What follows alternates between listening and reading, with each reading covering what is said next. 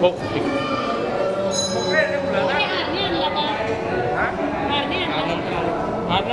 आलं का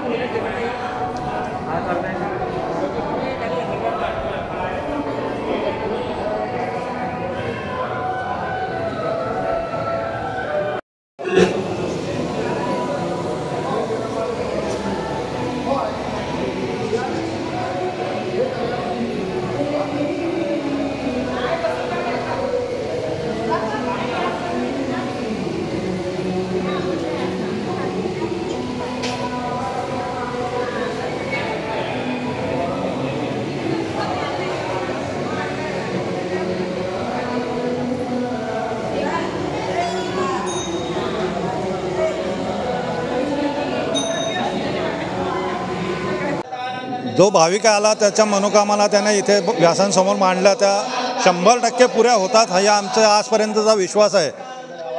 कारण बऱ्याच लोकांनी त्याचा अनुभवसुद्धा घेतलेला आहे आणि व्यासांचं महत्त्व फार पुरातन आहे। त्यांनी काही पर्व इथे लिहिले पण ते अनाधिकृत म्हणजे कायमस्वरूपी त्यांनी आज लिहून ठेवलं भविष्यात काय होणार काय घडणार हे ते आज त्यांनी लिहून ठेवलेलं आहे। हिंदू धर्मात व्यास महाराजांना खूप महत्त्व आहे। हिंदू धर्मात व्यास महाराजांना ओळखत नाही असा मनुष्य तुम्हाला सापडणार नाही। त्याचप्रमाणे व्यासांचे जर आपण महाभारतापासून तपास केला किंवा त्यांच्या आख्यायिका किंवा पुराण पाहिलं तर असं आहे की व्यास महाराजांचे 2 नाव आहेत। एक त्यांना व्यास म्हणून ओळखलं जातं, एक कृष्ण व्या पण म्हणून जातं। कृष्ण नाव कशामुळे की त्यांचा वर्ण जरा सावळा होता, सावळा वर्णामुळे त्यांना कृष्ण नाव पडलं। आणि गंगा आणि जमुनाचा जिथे संगम झाला आहे तिथं व्यास महाराजांनी तपश्चर्या केली आहे किंवा तिथे त्यांचा जन्म झाला आहे म्हणून त्यांना कृष्णदेवपण हे नाव पडलं। त्याचप्रमाणे त्यांची ऋग्वेद, सामवेद, यजुर्वेद असा अथर्ववेद हे 4 वेदांची त्यांनी निर्मिती केली आहे। तसेच 5वं महाभारताची निर्मिती त्यांनी स्वतःच्या बुद्धीने किंवा श्री गणेशाच्या साहाय्याने हे लिखाण लिहून घेतलेलं आहे। तसेच त्यांनी या व्यास मंदिरात ते कसे आले, इथं लोमेश ऋषीचा आश्रम होता।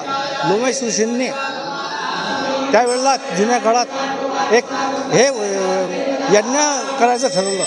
यज्ञ करायला ठरवल्यानंतर त्यांना असं वाटलं की आपण व्यासांना बोलवावं। तर त्याच वेळेला ह्या दंडकारण्यामध्ये किंवा या इथं खूप अरण्य होतं, ह्या अरण्यामध्ये पांडवांचा निवास झाला त्याच वेळेला। तर त्यांनी पांडवाच्या हस्ते त्यांना निरोप पाठवला की श्री व्यासांनी इथं यावे। त्याप्रमाणे श्री व्यास महाराज इथं वायुवेगाने म्हणा किंवा अदृश्य रूपाने म्हणा श्री गणेशांना घेऊन इथं आले आणि तो यज्ञ संपन्न झाला। अशी व्यास महाराजांची इथं आख्यायिका की त्यांनी इथं 2 पावले किंवा 2 महाभारतातले किंवा वेदातले त्यांनी काही श्लोक इथं लिहिलेले आहेत। तर श्री गणेशांच्या सहाय्याने त्यांनी इथं ते वेद लिहिलेले आहेत। माझं नाव रमेश बोंडे। नाही काय बंद नाही हे स्क्रीन येऊन झालं।